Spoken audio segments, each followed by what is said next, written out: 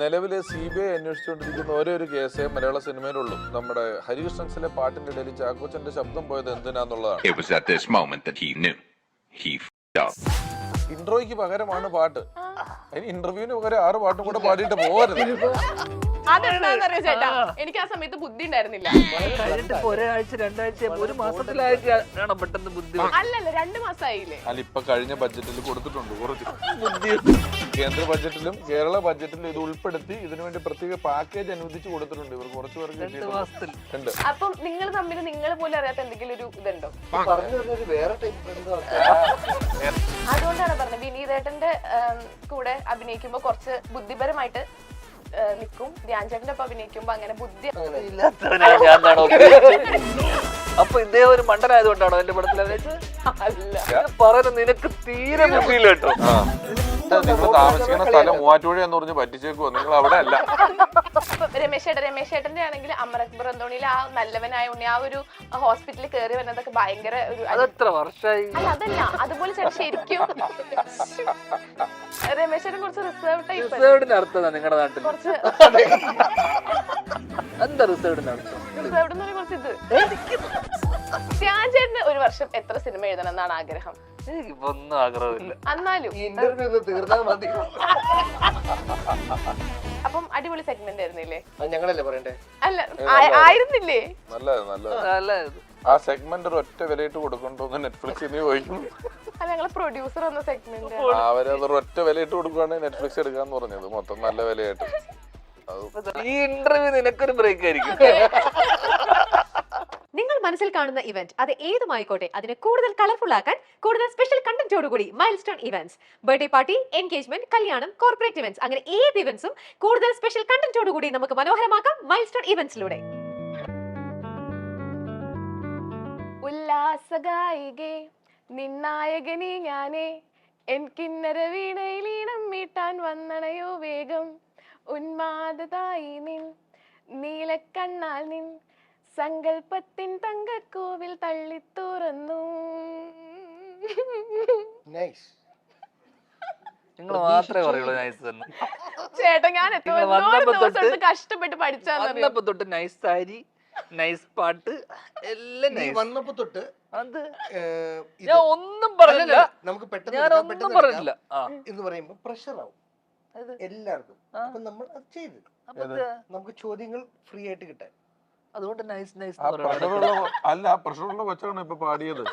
പക്ഷെ അത് ഇത്രയും പാട്ട് ഒരു കാര്യകാരണങ്ങളും ഇല്ലാതെ നമ്മളെയൊക്കെ വിളിച്ചിരുത്തിട്ട് തന്നെ ഒരു പാട്ടൊക്കെ പാടിയ ആള്. അവർക്ക് പ്രഷർ ആയിക്കോട്ടെ. ചേട്ടാ ഞാൻ പറഞ്ഞുതരാം. എന്റെ അടുത്ത് മഞ്ജു ചേച്ചി പറഞ്ഞു ഇൻട്രോ പറയണ്ട, ധ്യാൻ ചേട്ടാന്ന് വിളിച്ചാൽ മതി എന്ന് പറഞ്ഞു. അപ്പൊ ഞാൻ ഇൻട്രോക്ക് പകരം വ്യത്യസ്തമായിട്ട് പിടിച്ചതാ. മെഹറെ, പക്ഷെ നിന്റെ പാട്ട് ഇവിടെ ആസ്വദിക്കുന്ന ഒരാളെ ഉള്ളൂ, അത് ഇദ്ദേഹമാണ്. പാടിക്കോ. ഇനി അതിന്റെ അസോസിയേറ്റ് ആണോ? ഈ പാട്ട് എന്തിനാ പാടിയതെന്ന് പറയൂ. അല്ല, എന്റെ അത് നമ്മള് അത് കഴിഞ്ഞിട്ട് അപ്പം മുന്നോട്ട് പോവാ. ചേട്ടാ സത്യം പറഞ്ഞ എന്റെ ഷോയുടെ ഒരു പ്രത്യേകത എന്ന് പറഞ്ഞാൽ പാട്ട് പാടി തുടങ്ങാന്നാണ്. നിലവിലെ CBI അന്വേഷിച്ചുകൊണ്ടിരിക്കുന്ന ഒരേ ഒരു കേസേ മലയാള സിനിമയിലുള്ളൂ. അത് ഈ നമ്മുടെ ഹരികൃഷ്ണൻസിലെ പാട്ടിന്റെ ഇടയിൽ ചാക്കോച്ചന്റെ ശബ്ദം പോയത് എന്തിനാന്നുള്ളതാണ്. കാരണം പെട്ടെന്ന് പോയി പെട്ടെന്ന് വന്നു. അതിന് അങ്ങനെ ഒരു മെഡിക്കൽ എവിഡൻസ് ഇല്ല. അത് മുകേഷ് ചേട്ടനൊക്കെ പറഞ്ഞ് ഞാൻ കേട്ടിട്ടുണ്ട്. അത് ഒരു അന്വേഷണം CBI. പിന്നെ ഇന്ന് താൻ എന്തിനാ പാടിയത്? ഒന്ന് ശബ്ദം പോയത്, ഒന്ന് പാടിയത്. ചേട്ടാ ഞാനാണെങ്കിൽ ഇൻട്രോക്ക് പകരം വ്യത്യസ്തമായിട്ട് പാട്ട് പാടി തുടങ്ങാന്ന് വിചാരിച്ച് പാടിയതാണ്. അത് ഇൻട്രോയ്ക്ക് പകരമാണ് പാട്ട്. അതിന് ഇന്റർവ്യൂവിന് പകരം 6 പാട്ടും കൂടെ പാടിയിട്ട് പോകരുത്. കാരണം ഞങ്ങള് അതിന് ഉത്തരം പറയാൻ വേണ്ടി ഇരിക്കുക കേട്ടോ. അതായിരുന്നു ഞങ്ങളുടെ ഇന്റർവ്യൂ. അതിന് പകരം എന്നും പറഞ്ഞൊരു 9 പാട്ടിരുന്ന് പാടിയാൽ നമ്മൾ കേൾക്കുമെന്ന് വിചാരിക്കരുത്. ഇനി ജന്മത്തില് പാട്ട് ഇവർ രണ്ടാളും കാരണം ഞാൻ ഏറി കയറിയിട്ടുണ്ട്. നിങ്ങൾ രണ്ടാളും കാരണം നമ്മളെ കണ്ടിട്ടുണ്ടോ? ചേട്ടന് പാർട്ട്നേഴ്സിന്റെ പ്രസ് മീറ്റ് ഓർമ്മയുണ്ടാ? സൈഡിൽ വന്നിട്ട് മറ്റേ ചോദ്യം ചോദിച്ചു. അതെന്താന്നറിയോ ചേട്ടാ, എനിക്ക് ആ സമയത്ത് ബുദ്ധി ഉണ്ടായിരുന്നില്ല. അപ്പൊ ഇവരൊക്കെ എന്റെ അടുത്ത് പറഞ്ഞു നമ്മളെ അത് കഴിഞ്ഞിട്ട് ഇപ്പൊ ഒരാഴ്ച 2 ആഴ്ച ഒരു മാസത്തിലായിട്ട് ആണോ പെട്ടെന്ന് ബുദ്ധി വന്നത്? അല്ലല്ല 2 മാസമായില്ലേ? അല്ല ഇപ്പൊ കഴിഞ്ഞ ബഡ്ജറ്റിൽ കൊടുത്തിട്ടുണ്ട് കുറച്ച് ബുദ്ധി. 2 കേന്ദ്ര ബഡ്ജറ്റിലും കേരള ബഡ്ജറ്റിലും ഇത് ഉൾപ്പെടുത്തി ഇതിനുവേണ്ടി പ്രത്യേക പാക്കേജ് അനുവദിച്ച് കൊടുത്തിട്ടുണ്ട്. ഇവർ കുറച്ച് പേർക്ക് 2 മാസത്തിൽ ഉണ്ട്, അല്ല അല്ലാണ്ട് ഇപ്പൊ അപ്പൊ എന്റെ കിട്ടില്ല. അടുത്ത് ഇവരൊക്കെ എന്നെ പറഞ്ഞ് മോട്ടറാക്കി നമ്മുടെ ചാനലിന്റെ റെപ്യൂട്ടേഷനെ ബാധിക്കണാണ്, ചോദിക്കണം എന്തെങ്കിലും ക്വസ്റ്റ്യൻ ചോദിക്കണം എന്ന്. അപ്പൊ ഇവരാണ് പറഞ്ഞു തന്നത് ആ ചോദ്യം ചോദിക്കാൻ. അപ്പൊ എനിക്ക് അല്ലാണ്ട് പിന്നെ എനിക്ക് ബുദ്ധി വന്നപ്പോ എനിക്ക് മനസ്സിലായി എങ്ങനെ പെട്ടെന്ന് ഒരു മിനിറ്റ് സംശയമാണ്, ഈ 2 മാസത്തിൽ എങ്ങനെ ബുദ്ധി വെക്കാനുള്ള എന്തെങ്കിലും വ്യായാമമോ അല്ലെങ്കിൽ ചേട്ടാ എന്നിങ്ങനെ മോട്ടറാക്കി കഴിഞ്ഞാൽ അപ്പൊ ഞാൻ പെട്ടെന്ന് നിങ്ങൾ ഈ ബുദ്ധി വെച്ച അവസ്ഥയിലല്ലേ ഇപ്പൊ പാട്ട് പാടിയത്? ഓ, എന്റെ പൊന്നേ. ആ, ശരി. എന്റെ അടുത്ത് എപ്പോഴാണ് നിങ്ങൾ എയറിലായത്? നമ്മളെപ്പോഴും സൈലത്തിന്റെ പരിപാടി ഇല്ലായിരുന്നു. ആ ഉണ്ടായിരുന്നു. അപ്പം ചേട്ടൻ ഇങ്ങനെ സ്റ്റേജിൽ ഇങ്ങനെ നിന്നപ്പം 2 പേര് കേറി വന്നില്ലേ? അപ്പൊ ചേട്ടൻ ഇങ്ങനെ മിറിണ്ട ബോട്ടിൽ എന്ന് പറഞ്ഞില്ലേ, ആ കുട്ടിയുടെ ഇപ്പുറത്തുന്ന കുട്ടിയാണ് ഞാൻ. ഇനി നിങ്ങൾക്ക് ചെറിയൊരു കാര്യം പറയാം. നമ്മൾ ഓൺലൈനിൽ ഓർഡർ ചെയ്ത് വരുത്തിയ ഒരു രാജമൗലി ഇവിടെ ഇരിപ്പുണ്ട്. ഞങ്ങളുടെ പടത്തിന്റെ ഡയറക്ടറാണ്. ചേട്ടാ പറ ആ കൈസേ ഹോനെ പറ്റി എന്താ പറയാനുള്ളത്? ആപ്കൈസേക്കോനെ കുറിച്ച് എന്റെ ആദ്യത്തെ പടമാണ്. അപ്പൊ ഞാനും കുറെ പടങ്ങളായി അസോസിയേറ്റ് ചെയ്യുന്ന അടികപ്പേര് കുട്ടമണി തുടങ്ങി ഞങ്ങൾ ഒരുമിച്ചുള്ളതാണ്. അപ്പൊ ഡ്രാമ ഒരുപാട് അസോസിയേറ്റ് നിന്നിട്ടുള്ള ആളാണ് കേട്ടോ. അപ്പൊ കറക്റ്റ് ആയിട്ട് കാര്യങ്ങൾ കമ്മ്യൂണിക്കേറ്റ് ചെയ്ത് സ്ക്രീൻ പ്ലേ ഒക്കെ നടത്തി ഷൂട്ട് ചെയ്തു. പടം നന്നായിട്ട് വന്നിട്ടുണ്ട്.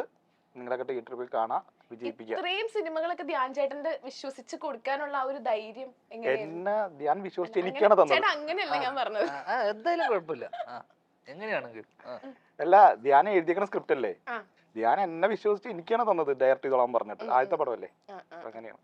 ധ്യാൻ ചേട്ടൻ ബാക്കി മൂവിയുടെ പ്രൊമോഷൻ പോലെയല്ലേ ഇത് ഫുൾ ഓടി നടന്ന് ചേട്ടൻ പ്രൊമോഷൻസ് കൊടുക്കുക. സോഷ്യൽ മീഡിയ നോക്കുക, ചേട്ടനും ജീവചേട്ടനും ആണെങ്കിൽ ഒരു പറ്റൻ കുട്ടികളുടെ നടുക്ക് നിൽക്കുക, ഡാൻസ് കളിക്കുക, ഒരു വെറൈറ്റി സ്റ്റെപ്പ് ഒക്കെ ഉണ്ടല്ലോ ഇങ്ങനെയൊക്കെ. സ്റ്റെപ്പിന്റെ അതല്ല പ്രൊമോഷന്റെ കാര്യം എന്ന് വെച്ച് കഴിഞ്ഞാൽ സാധാരണ ഈ സമയങ്ങളിൽ ഫെബ്രുവരി മാസം ഒരു പടം ഉണ്ടായിരുന്നു, ഞങ്ങൾക്കൊരു പടം ഉണ്ടായിരുന്നു, അത് മാറി. ഫെബ്രുവരി ഉണ്ടായിരുന്ന ഒരു പടം ഉണ്ടായിരുന്നു. അങ്ങനെ പടങ്ങൾ ഒന്ന് മാറി ഇപ്പൊ കുറച്ച് സമയം കിട്ടി. അപ്പൊ ഇങ്ങനെ സിനിമ ഇറങ്ങുന്നുണ്ടല്ലോ. അപ്പൊ ഞാനിത് നമ്മളെ ഈ പ്രൊഡക്ഷൻ ആൾക്കാരൊക്കെ നമ്മളുമായിട്ട് ബന്ധമുള്ള ആൾക്കാരാണ്, സൗഹൃദമുള്ള ആൾക്കാരാണ്. അപ്പം എഴുതിയ പടം കൂടെ ആകുമ്പോൾ അവർ ചോദിച്ചു ഈ സമയം ഇറക്കുവാണെങ്കിൽ ആ സമയം ഫ്രീ ആയിരിക്കുമോ എന്ന് മുൻകൂട്ടി ചോദിച്ചു. അപ്പം ഞാൻ കറക്റ്റ് ഒരു മാസം മുന്നേ ഈ ഒരു സമയം ഫ്രീ ആയിരിക്കും, അങ്ങനെ റിലീസ് പ്ലാൻ ചെയ്തു. അപ്പം എല്ലാവരും അവൈലബിൾ ആയി. അങ്ങനെ അപ്പൊ ഇതിന് സാധാരണ സമയം ഉണ്ടാവാറില്ല ചില സമയം. ഇത് നമുക്ക് എല്ലാവർക്കും ഇത് വന്നപ്പോൾ സമയം അനുവദിച്ചത് കൊണ്ട് പ്രൊമോട്ട് ചെയ്തു. പിന്നെ സാധാരണ നമ്മൾ ഒരു ദിവസം വർഷങ്ങൾക്ക് ശേഷമൊക്കെ നമ്മൾ ഒരു ദിവസമാണ് ഇരുന്നത്, കാരണം അത് കഴിഞ്ഞിട്ട് ഷൂട്ട് ഉണ്ടായിരുന്നു. ഇതിപ്പോ നമുക്ക് കുറെ സമയമുണ്ട്. എനിക്ക് പേഴ്സണലി പാജോട്ടിന് നാളെ പോകും, രമേശ് ചേട്ടൻ തിരക്കുണ്ട്. എനിക്ക് ഈ ഗ്യാപ്പ് വന്നപ്പോ ഞാനത് പ്രൊമോട്ട് ചെയ്യുന്നു. ഓക്കെ, ചേട്ടാ ആണോ എങ്ങനെ പോകുന്നു കാര്യങ്ങളൊക്കെ? അല്ല മൊത്തത്തില് അല്ല ഇപ്പൊ ഓടാറുണ്ടാ വിഗ് എടുത്ത്? ഓ, അത് കഴിഞ്ഞ ഇന്റർവ്യൂ പറഞ്ഞത് അത് വന്നിട്ട് പറഞ്ഞ് അതെനിക്ക് ഓർമ്മയില്ല. അതെന്താ? ഞാൻ ഫിറ്റ് അല്ലായിരുന്നു.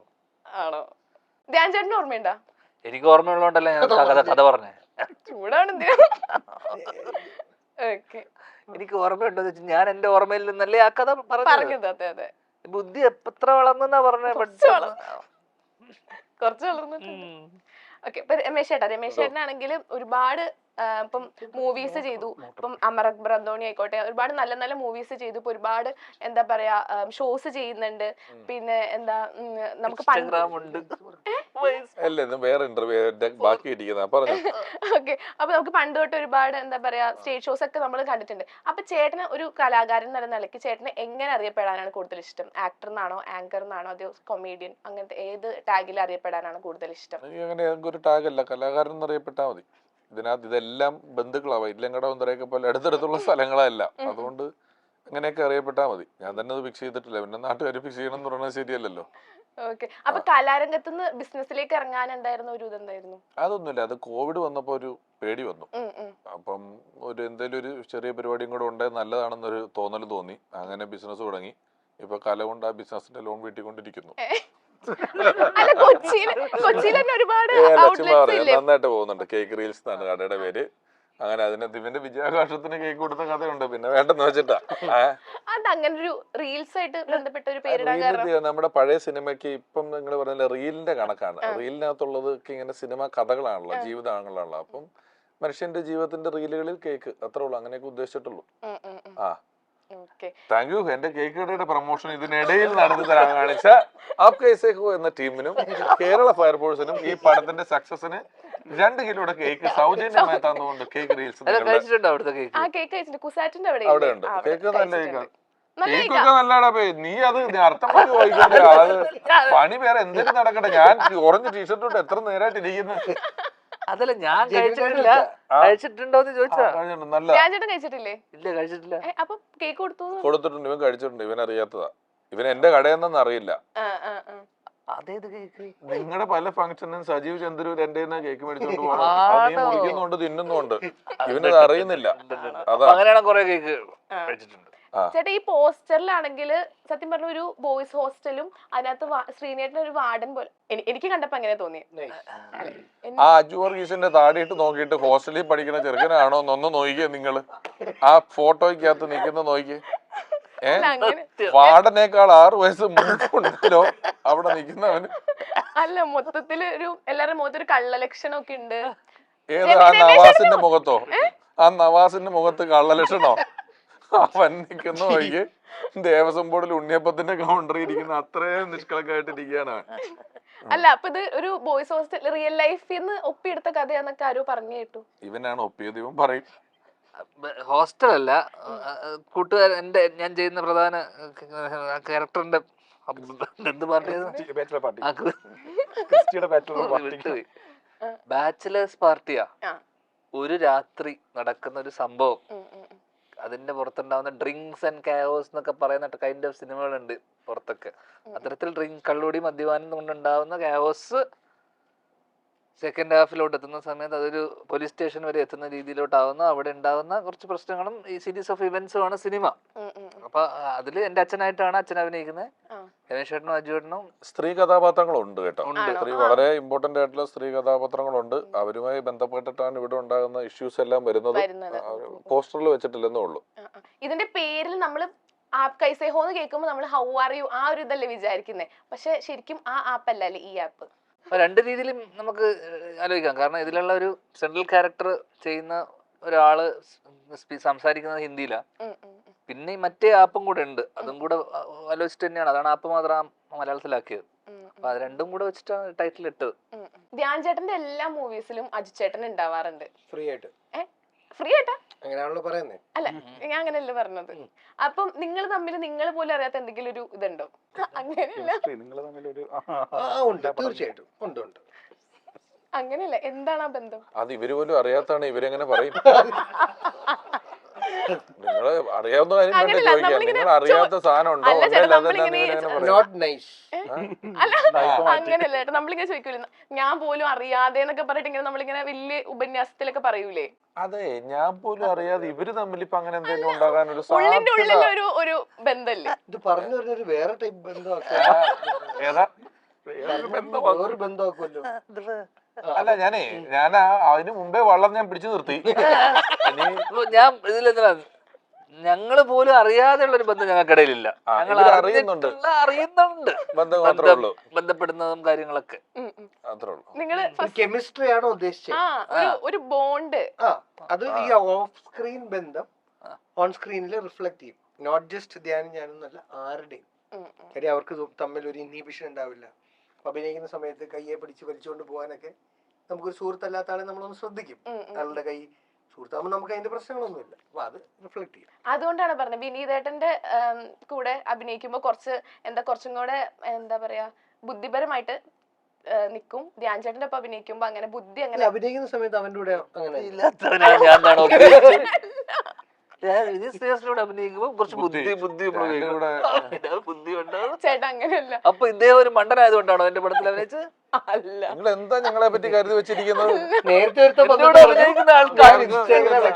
എന്റെ കൂടെ അഭിനയിക്കുന്ന ആർട്ടിസ്റ്റുകൾക്ക് ബുദ്ധി വേണ്ട. അല്ല അങ്ങനെയല്ല, കുറച്ചും കൂടെ ഫ്രീ ആയിട്ടല്ലോ, കുറച്ചും കൂടെ ഫ്രീ ആയിട്ട്. ഇതിനുള്ള ഉത്തരം സാറ് കണക്ക് വയ്ക്കുന്നുണ്ട്, അവൻ പറഞ്ഞു തരട്ടെ. പറഞ്ഞു. ഇല്ല, എനിക്ക് അവന്റെ കൂടെയും സെയിം ഇത് തന്നെയാണ്. വിനീതിന്റെയും ഒരിക്കലും അങ്ങനെ ഒരു. അപ്പൊ നീ പറഞ്ഞ വിനീതിന് ബുദ്ധിയില്ല. നീ എന്ത് ശരിക്കും പറഞ്ഞു വരുന്നത് എങ്ങോട്ട് എത്തിക്കൊണ്ടിരിക്കുന്നേ? എനിക്ക് കുട്ടി പറഞ്ഞു വിനീതിന് ബുദ്ധിയുണ്ട്, ധ്യാന ബുദ്ധിയില്ല. നീ അവിടെ ചെല്ലുമ്പോ ബുദ്ധിയുണ്ട്, ഇവിടെ ചെല്ലുമ്പോ ബുദ്ധിയില്ല. പറയുന്ന നിനക്ക് തീരെ ബുദ്ധിയില്ല കേട്ടോ. ആ നിനക്ക് ഒരു ബുദ്ധിയില്ല. ഞാൻ അങ്ങനെ മനസ്സിലാവാത്തോണ്ടാ. മനസ്സിലായില്ലേ ചേട്ടന്? ഞാൻ ആദ്യം തുടക്കത്തിൽ ഞാൻ ബുദ്ധിമാനായി ഉത്തരം പറയുന്നുണ്ട്. മോട്ടിവേറ്റ് ചെയ്തപ്പോഴും പ്രോത്സാഹിച്ചപ്പോഴും സദ എനിക്ക് വാണിംഗ് തന്നതാ, ഞാൻ ശ്രദ്ധിച്ചില്ല. മൂർഖം പാമ്പിനെയാണല്ലോ നീ പാല് കൊടുത്ത് വളർത്തേ. അതായത് എന്നിട്ട് താങ്കൾ വളരെ കോൺഫിഡന്റ് ആയിട്ട് അന്ന് എനിക്ക് ഇമ്മച്ചുവർ ആയിരുന്നു എന്ന് പറഞ്ഞപ്പോ ഞാൻ വെച്ചു, ഓ 2 വർഷമായി കാണും എന്ന് പറഞ്ഞു. താങ്കൾ അടുത്ത ലൈനിൽ മോട്ടർ ആണെന്ന് പറഞ്ഞപ്പോ ഞാൻ ഇവനും കൂടെ നോക്കി. മോട്ടർ എന്ന് പറഞ്ഞാൽ നമ്മുടെ നാട്ടിലേക്ക് ഇങ്ങനെ പറയും, വെറുതെ ഇങ്ങനെ മോട്ടർ ആക്കാന്ന് പറയൂ. നിങ്ങളുടെ നാട്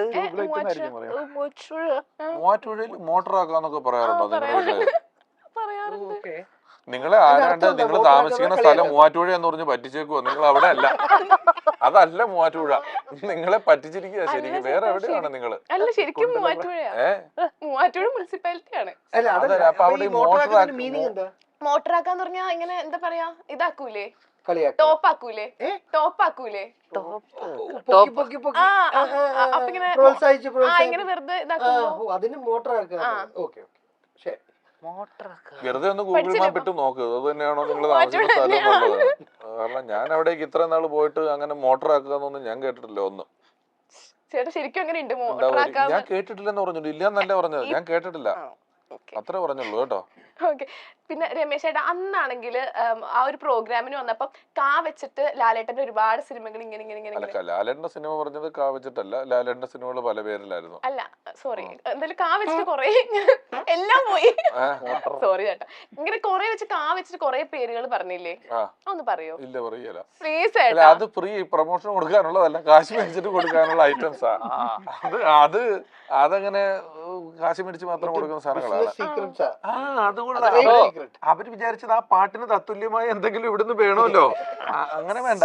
അപ്പൊ രമേശ് ചേട്ടന്റെ ആണെങ്കിൽ അമർ അക്ബർ അന്തോണിയിൽ ആ നല്ലവനായ ഉണ്ണി ആ ഒരു ഹോസ്പിറ്റലിൽ കയറി വന്നതൊക്കെ ഭയങ്കര ഒരു അതെത്ര വർഷമായി? അല്ല അതല്ല, അതുപോലെ ചേട്ടൻ ശരിക്കും അല്ല കുട്ടി മോട്ടർ ആക്കിയപ്പോ നീ മോട്ടർ ഓഫ് ചെയ്തു. ഞാനൊന്ന് മോട്ടർ ഓഫ് ആക്കിയതാ. ചേട്ടാ ടോപ്പായില്ലേ, ടോപ്പായില്ലേ. ചേട്ടാ ശരിക്കും ഒരു നല്ലവനായ ഉണ്ണിയാണോ എപ്പോഴെങ്കിലും? അല്ല അല്ല അല്ല അല്ല, ഞാൻ എന്താന്നുള്ള ആൾക്കാർക്ക് മനസ്സിലാവും. അങ്ങനെയല്ല, ചേട്ടൻ കുറച്ച് പരിപാടിയൊന്നുമില്ല. ടൈപ്പാണ് കേട്ടിട്ടുണ്ട്. രമേശ് ചേട്ടൻ കുറച്ച് റിസർവ് ടൈപ്പ്. റിസർവ്ഡിന്റെ അർത്ഥം നിങ്ങളുടെ നാട്ടിൽ കുറച്ച് റിസർവ്ഡിന്റെ അർത്ഥം എന്താ? മോട്ടോർ പോലെ ആയിരിക്കും, വേറെ എന്തെങ്കിലും അർത്ഥം കാണും. റിസർവ്ഡ് എന്ന് പറഞ്ഞ കുറച്ച് എന്താ റിസർവ്ഡിന്റെ അർത്ഥം? റിസർവ്ഡ് എന്ന് പറഞ്ഞ കുറച്ച് ഇത് ഇങ്ങനെ ഇങ്ങനോ അല്ല എന്താ പറയാ ഒരു മാന്തു ഏയ് അങ്ങനെ വൃത്തികെട്ട സാധനം. ഞാൻ ഇച്ചിരി റിസർവ്ഡാ ഉള്ള കാര്യം അറിയില്ല. ഞാൻ വളരെ സൗഹൃദ സദസ്സിലേക്ക് പിടിവിട്ട് പോകുന്നുള്ളൂ. അല്ല, ഇവിടെ വിട്ടാ ഞാൻ വളരെ ഗൗരവമായിട്ടുള്ള മനുഷ്യനാ. പിന്നെ വിനീത് ശ്രീനിവാസനെ പോലെയാ. ബുദ്ധിയുണ്ട്, ഞങ്ങള് വേറെ ലീഗാ. ബുദ്ധി കൊണ്ട് കളിക്കും. ബുദ്ധി കൊണ്ട് ഞങ്ങള് കളിക്കും. രാത്രി പോയിട്ട് ചെസ് ഒക്കെ തന്നെ തന്നെ ഒറ്റയ്ക്ക് തന്നെ കളിക്കാം. ബുദ്ധിമാൻ. ചെസ് കളിക്കണ കാര്യം പറയപ്പെടാ, ധ്യാൻ ചേട്ടാ കഴിഞ്ഞ ദിവസം ഒരു പ്രൊമോഷൻ ചെയ്തിട്ടുണ്ടായിരുന്നില്ലേ? അല്ല സത്യമായിട്ട് ദിവസം പറഞ്ഞ ഡേറ്റ് പറയാം, എന്നാലേ പടം പറയാൻ പറ്റുള്ളൂ. 2-3 ആഴ്ച മുന്നേ തോന്നുന്നുണ്ട് ഒരു ഓജ ബോർഡിന്റെ പ്രൊമോഷൻ. അല്ല ഓജ, ഞാൻ വിചാരിച്ചു ശരിക്കും അടികപ്പിയാരെ കൂട്ടമണിയുടെ സെക്കൻഡ് പാട്ടിനെ പറ്റി ആയിരിക്കും. അടികപ്പിയാരെ സെക്കൻഡ് പാട്ടിനെ പറ്റി ആയിരിക്കും, പക്ഷെ അതല്ലായിരുന്നു, അതായത് പ്രൊമോഷൻ ചെയ്യുന്നു. ഈ അടികപ്പേരെ കൂട്ടമണി നടക്കുമ്പോഴാണ് അതില് മുകേഷ് ഏട്ടൻ ഉണ്ടല്ലോ. അപ്പൊ ഒരു ദിവസം ബെഡായി ഷൂട്ടിന് മുകേഷ് ഏട്ടൻ വന്നിട്ട് എന്തടി ഇങ്ങനെ കാണിക്കുന്ന എന്നെ നോക്കിട്ട് ഞാൻ എന്താ ഇല്ല, സംഘമൊക്കെ ഇറങ്ങുമ്പോഴേ ഞാനൊക്കെ കോളേജ് പിള്ളേരായിരുന്നു, ഇപ്പൊ ചെന്നപ്പോ കോളേജ് പ്രൊഫസർ ഇവന്മാരൊക്കെ കൂടെ കുറെ പിള്ളേർ ഇറങ്ങിയിട്ടുണ്ട്. ഇപ്പം നീയൊക്കെ അതിന്റെ വർക്ക് എവിടെ വരെ ആയി? അടികട്ടിപ്പ് 10 വർഷമായി. രണ്ടാമത്തെ പാർട്ട് ഇല്ല അത് തീരുമാനമായി. ആവും ഉടൻ തന്നെ പ്രതീക്ഷിക്കാമോ? ഉടൻ തന്നെ ഇല്ല. അപ്പൊ കൊറേ സിനിമ ഇനി വരാൻ നിൽക്കണ്ടല്ലേ ധ്യാൻ ചേട്ടന്റെ? ഓശാന ഇറങ്ങി, ഞാൻ കണ്ടു.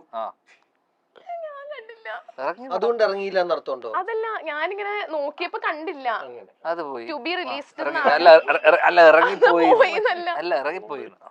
ഓക്കെ, അപ്പൊ ചെറിയൊരു സെഗ്മെന്റിലേക്കാണ്. ഓ യാ, സിമ്പിൾ സെഗ്മെന്റ് ആണ്. ഈ സെഗ്മെന്റിന്റെ പേരാണ് ആർക്കറിയാം. ഞങ്ങളുടെ അവസ്ഥ ആ അപ്പൊ ഞാൻ കുറച്ച് കാര്യങ്ങൾ ചോദിക്കും, അപ്പൊ അത് ആർക്കൊക്കെയാണ് അറിയണത് എന്ന് പറയണം. ഓക്കെ, ഇവനാണ് ഏറ്റവും പഠിക്കുന്നത് ഞങ്ങളുടെ കൂട്ടത്തിൽ. ബുദ്ധിമാൻ. ബുദ്ധിമാനാണ്, Silent സംവിധായകനാണ്. അല്ല ഞങ്ങള് നോക്കാം. ഓക്കെ, രമേശ് ചേട്ടന്റെ അടുത്താണ്. അപ്പൊ ആർക്കറിയാവുന്ന എല്ലാവർക്കും കൂടെ അല്ലേ? അല്ല, ഓരോരുത്തരുടെ അടുത്ത് ഓരോന്നായിട്ട് ചോദിക്കും. ആ ഓക്കെ. ആ അല്ലെ കാർഡ് അടച്ച് ചോദിക്കാം, അറിയാവുന്ന കൈ പൊക്കട്ടെ. അപ്പൊ ആർക്കാ അങ്ങനെയല്ലേ? ഞങ്ങൾ എല്ലാരും ഒക്കെ കയറി പിടിക്കും. ആ okay. Password of your mobile phone. ഇതാണോ ആർക്കറിയാം? അതല്ല, ചേട്ടനല്ലാണ്ട് വേറെ ആർക്കെങ്കിലും അറിയോ? എന്റെയോ? ആ, എന്റെ ഭാര്യക്ക് അറിയാം. ഭാര്യക്കല്ലാണ്ട് ഭാര്യക്കല്ലാണ്ട് ആർക്കും അറിയത്തില്ല. അറിയില്ല. ഇല്ല, ചേട്ടനും ഭാര്യക്ക് മാത്രമേ അറിയുള്ളൂ. അറിയുള്ളൂ. Okay okay. എനിക്ക് ഇടയ്ക്ക് മറന്നുകൊണ്ട് അവളെ പഠിപ്പിച്ചു വെച്ചിട്ടുണ്ട്. അല്ലെങ്കിൽ ഞാൻ പെട്ടുപോകും. ഇടയ്ക്ക് വിരലൊന്നും വെച്ചാൽ ഇത് വർക്ക് ചെയ്യല. ആ സമയത്ത് ഇത് ചോദിക്കുമ്പോ വിളിച്ചു ചോദിക്കണം, അതുകൊണ്ടാ. അതെ ഓക്കെ. ധ്യാൻ ചേട്ടാ, പിൻ ഓഫ് യുവർ ATM കാർഡ്. പറയണ്ട. ആർക്കറിയാം? ആ, ആർക്കും അറിയില്ല. ചേട്ടനറിയാം, വേറെ ആർക്കും എനിക്കറിയണ്ടേ പിന്നെ? അല്ല, ചേട്ടനല്ലാണ്ട് എല്ലാവർക്കും അറിയില്ല. ആരുടെ അടുത്തും പറഞ്ഞിട്ടില്ല. ഓക്കെ. വിനയ് ചേട്ടാ, most boring version of yourself. After drunk. സത്യം അല്ലേ? സത്യം. ആണോ? നിനക്കൊരു അല്ല, ആൻസർ ചേട്ടൻ- കൊടുക്കണമെന്നുണ്ടോ? അല്ല, എന്താ മിണ്ടാത്തെ? അത് ഞാൻ എടുക്കാം. അത് അത് ഞാൻ എന്നെ വെക്കുന്നു, നീ പറ നിന്റെ. ബോറിംഗ് വെർഷനാ ഇതൊക്കെ തന്നെ. അല്ല, ചേട്ടനറിയാം ചേട്ടന്റെ ബോറിംഗ് വേർഷൻ. അല്ല കുറെ ആൾക്കാർക്ക് അറിയാം. എന്റെ ഏറ്റവും ബോറിംഗ് വെർഷൻ വേറെ കുറെ ആൾക്കാർക്ക് അറിയാം. ആണോ? ഫ്രണ്ട്സ്.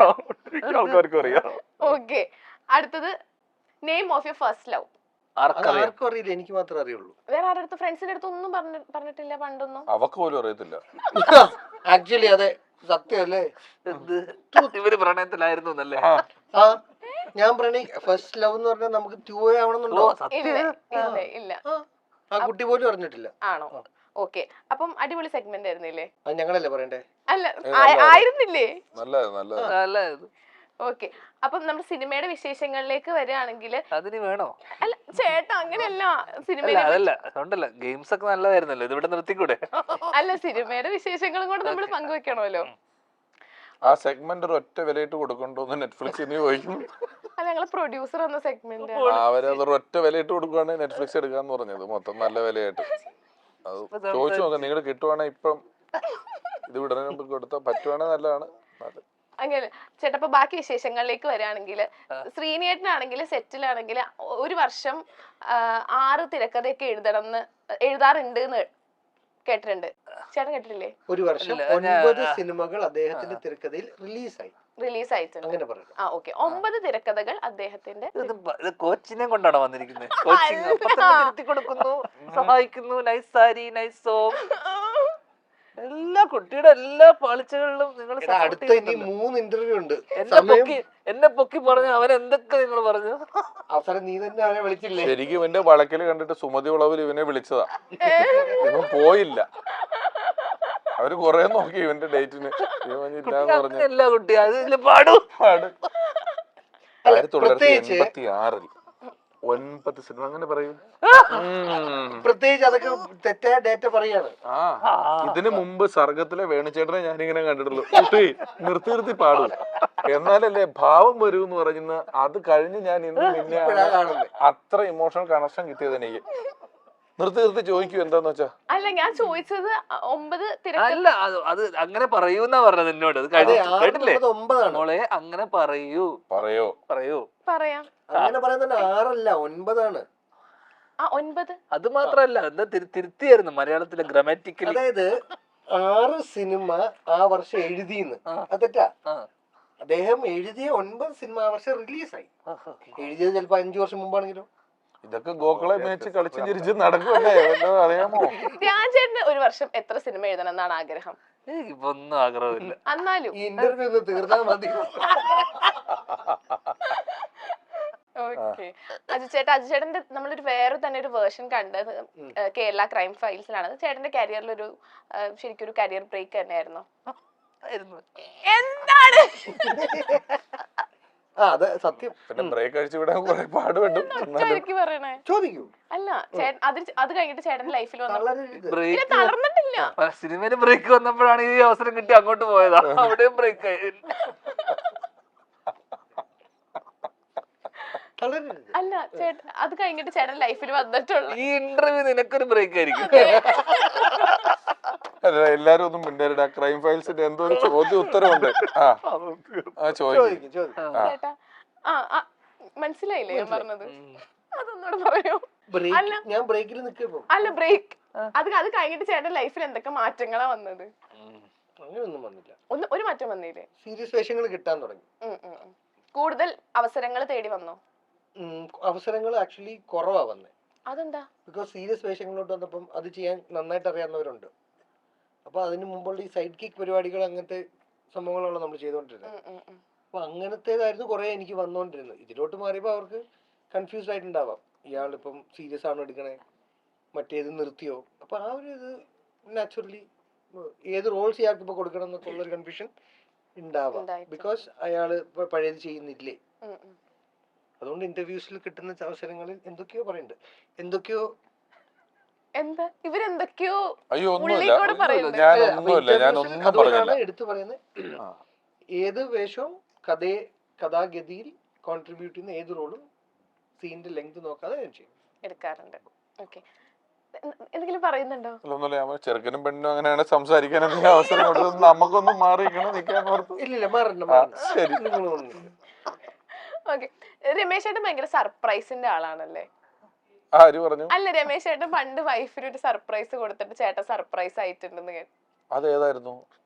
അങ്ങനത്തെ ഒരു സർപ്രൈസ് ഉണ്ട് ഞങ്ങളുടെ ചാനലിൽ തന്നെ ഇന്റർവ്യൂ കൊടുത്തിട്ട് ചേട്ടൻ സർപ്രൈസ്. ചേട്ടൻ വൈഫിന് സർപ്രൈസ് കൊടുത്തിട്ട് ചേട്ടൻ സർപ്രൈസ് ആയെന്ന് അല്ല, ചേട്ടൻ ഞങ്ങളുടെ ചാനലിൽ ഇന്റർവ്യൂവിന് വന്നപ്പോ പറഞ്ഞതാ. ഉണ്ടാവും, കൊടുത്തിട്ടുണ്ടാവും. എനിക്കിപ്പോ ഓർമ്മയില്ല അത് എന്തായാലും. ഞാൻ ഈ കഥ പറഞ്ഞിരുന്നൊക്കെ പിന്നെ എന്നോട് ചോദിച്ചാൽ ഞാൻ എന്ത് പറയാനാ? അല്ല, എന്ത് സർപ്രൈസ് കൊടുത്തത് മനസ്സിലായില്ലാന്ന്, കണ്ടിട്ട് മനസ്സിലായില്ലാന്ന്. അത് തന്നെ അപ്പൊ ചേട്ടൻ സർപ്രൈസ് ആയി. അത് അങ്ങനെയല്ല. എന്റെ ഭാര്യ ആദ്യം അവൾക്ക് നല്ല കണ്ണട ഉണ്ടായിരുന്നു, നല്ല പവറുള്ള കണ്ണട ഉണ്ട് കേട്ടോ. അപ്പം ഇവള് പ്രസവിച്ചു കഴിഞ്ഞപ്പോ ഞാൻ വിദേശത്ത് പോയി, ഇന്തോനേഷ്യയിലായിരുന്നു. പിറ്റേ ദിവസം അന്ന് പൂനെയിലായി ഇവള്. ഞാൻ നാട്ടിൽ വന്ന് ഇറങ്ങിയിട്ട് ബോംബെയിൽ ഫ്ലൈറ്റിൽ ഇറങ്ങി ബൈ റോഡ് നാളെ അവിടെ എത്തുള്ളൂ എന്ന് ഒരു ദിവസം നേരത്തെ എത്തി. ഡോറ് തുറന്നപ്പോൾ അവളുടെ അമ്മയോട് കൈ ഇങ്ങനെ മിണ്ടരുതെന്ന് കാണിച്ചിട്ട് അവള് റൂമിൽ കിടക്കുക. ഞാൻ ആ ഡോറിൽ പോയി ഇങ്ങനെ നിന്നപ്പോൾ അമ്മയെ ആരോ വന്നേക്കുന്നത് കണ്ണട വെച്ചിട്ടുണ്ടായിരുന്നില്ല. അതാണ് ഇവര് പറയുന്നത്. അത് ഞങ്ങളുടെ ചാനലിൽ ചേട്ടൻ ഇന്റർവ്യൂവിന് ആര് പറഞ്ഞിട്ടുണ്ടായിരുന്നു. അതങ്ങനെ എന്നിട്ടാണ് ഞാൻ അതെന്തോ കണ്ണോപ്പറേഷന്റെ കാര്യം പറഞ്ഞപ്പോ പറഞ്ഞ. ധ്യാൻ ചേട്ടന് തന്നെ ഒരു കസിൻ ഇല്ലേ? ധ്യാൻ ചേട്ടൻ തന്നെ വേറെ വേർഷൻ ആണ് പറയണ്ട്. ചേട്ടൻ അറിഞ്ഞായിരുന്നോ അത്? അറിഞ്ഞോ? അല്ല, നിങ്ങളുടെ ഫാമിലിയിൽ എല്ലാവരും ഏകദേശം അങ്ങനെ ഒരു വൈബാണോ? ഇല്ല, ഫാമിലി വേറൊരാള് ബുദ്ധിമാനുണ്ടല്ലോ ഞങ്ങളുടെ പുള്ളി കുറച്ച് റിസർവ്ഡാ. ചേട്ടാ, ഞാൻ ഉദ്ദേശിച്ച റിസർവ്ഡ് തന്നെയാണോ ചേട്ടൻ ഉദ്ദേശിക്കണേ? എനിക്കറിയാവുന്ന റിസർവ്ഡും നീ അറിയാവുന്ന റിസർവ്ഡ് എന്താന്ന് എനിക്ക്, നിന്റെ റിസർവ്ഡ് എന്താണെന്ന് പറയോ? എന്റെ റിസർവ്ഡ് ഞാൻ നേരത്തെ പറഞ്ഞില്ലേ? കുറച്ചൊന്ന് നേരത്തെ രമേശ് ചേട്ടൻ കാണിച്ചോട്ടെ. അതല്ല, കുറച്ചും കൂടെ ഒന്ന് അല്ല, കുറച്ച് ഒതുങ്ങി ഉള്ളിലെ ഇരിക്കുന്ന ആളാണോ അങ്ങനെ ഒതുങ്ങി ഞാനല്ല ഇവരിപ്പോ പറഞ്ഞു വരുന്നത് നമ്മുടെ കാര്യമൊന്നുമല്ല. നിനക്കൊരു ശത്രു നിന്റെ കുടുംബത്തിൽ നിന്ന് തന്നെ വന്നു എന്നാണ് പറഞ്ഞു വരുന്നത്. അതല്ലേ പറഞ്ഞതിന്റെ അർത്ഥം? അതാണ് കുടുംബത്തിൽ ഇതുപോലത്തെ ആൾക്കാരുണ്ടോന്ന് ചോദിച്ചു. അല്ല, വേറെ ഏതോ ശത്രു ഇറങ്ങി ഇവർ ആദ്യം പറഞ്ഞത്. സത്യം. രാകേഷ് ചേട്ടന്റെ ഇന്റർവ്യൂവിന്റെ താഴെയൊക്കെ ഇങ്ങനെ ധ്യാൻ ചേട്ടനൊരു ഇതാവോന്നൊക്കെ പറഞ്ഞിട്ട് ഭീഷണിയാവോന്നും അങ്ങനെ തോന്നുന്നുണ്ടോ? നിനക്ക് തോന്നുന്നുണ്ടോ? ഇല്ല. അപ്പൊ പിന്നെന്ത് ബന്ധുവല്ലേ? ഇരിക്കുമ്പോ കഞ്ഞിയിൽ എന്തെങ്കിലും കൊണ്ടിട്ട് പോട്ടെ. നിനക്ക് തോന്നുന്നുണ്ടല്ലോ? ഇല്ല. അപ്പൊ പിന്നെ ചോദ്യത്തിന് ഉത്തരം പ്രസക്തിയോ? ഓക്കെ, അപ്പം ഫെബ്രുവരി 28 ഇറങ്ങാൻ പോകുന്ന ആപ് കൈസേ ഹോക്ക് എല്ലാവിധ ആശംസകളും.